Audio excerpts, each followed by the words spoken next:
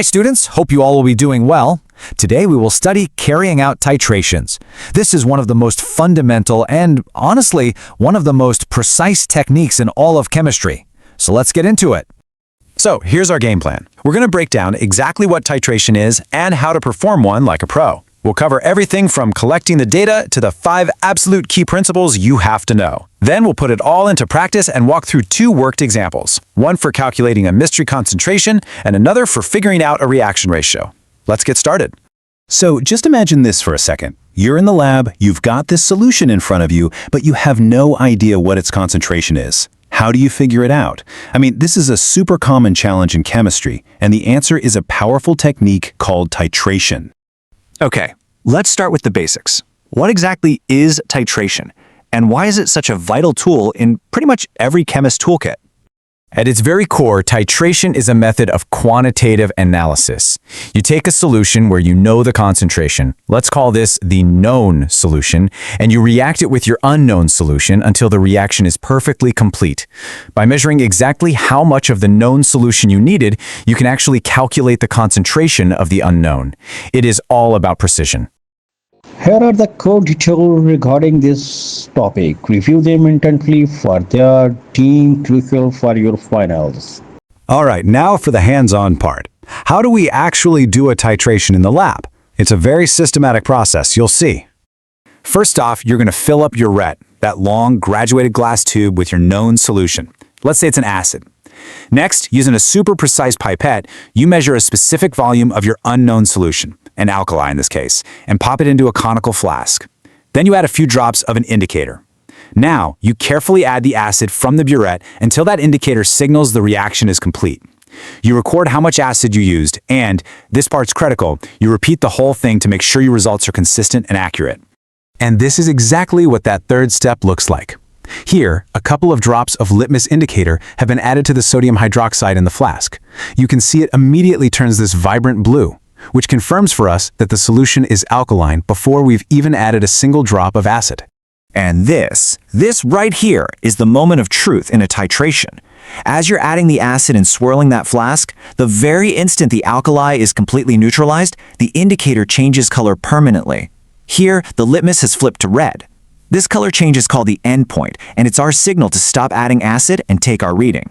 You know, running the experiment is really only half the battle.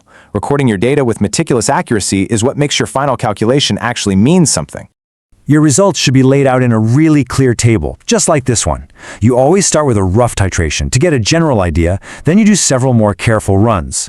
For each run, you've got to record the initial and final burette readings. The difference between them is called the titer, and that's the volume of acid you used. Now, to get a truly reliable result, we follow some strict rules. Burette readings are always recorded to 2 decimal places, and they always end in a 0 or a 5. This level of precision just matches the calibration of the glassware itself. You've got to repeat the titration until you have at least 2 results that are super close. We're talking within 0.10 cubic centimeters of each other. We call these concordant titers. And to get our final value for the calculation, we average only those concordant results.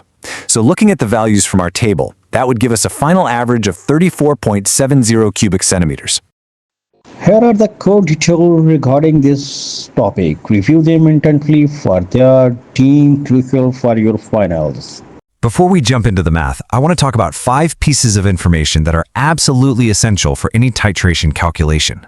Think of this as your pre-flight checklist. You need the balanced equation to know the mole ratio. That's non-negotiable. You need the volume and concentration of one solution. That's the known one, usually in the burette. And you need the volume of the other solution in the flask.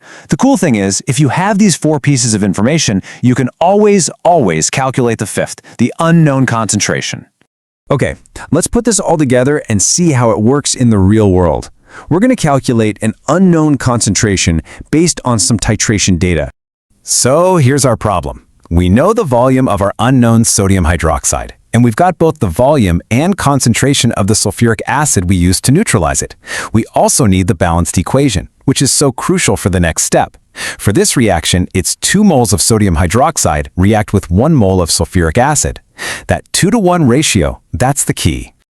We're going to tackle this in 3 simple steps.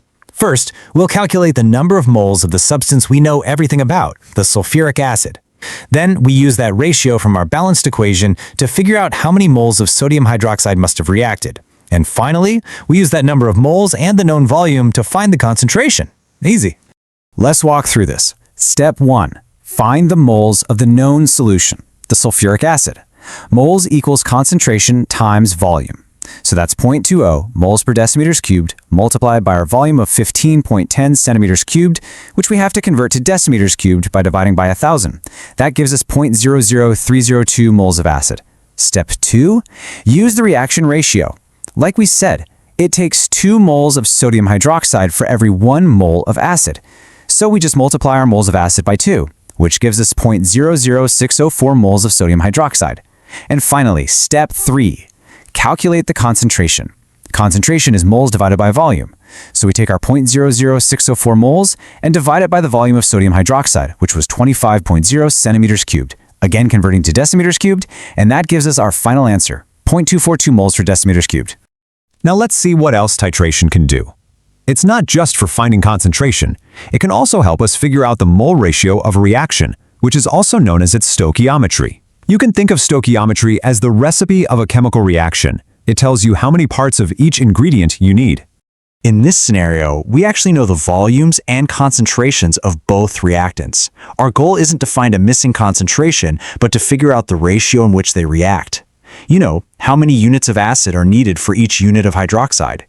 Well, the process starts pretty much the same way. We calculate the moles of each reactant. Using moles equals concentration times volume, we find the moles of metal hydroxide is 1.25 times 10 to the minus 3.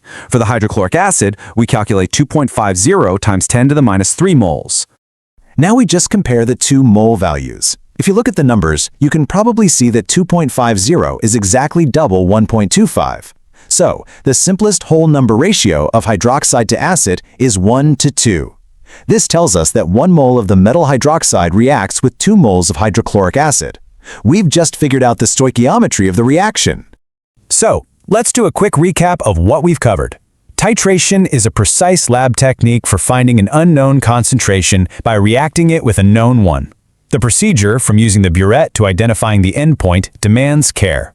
Accurate data collection and averaging concordant results are absolutely key. And finally, all the calculations come down to understanding moles and the ratios given by the balanced chemical equation.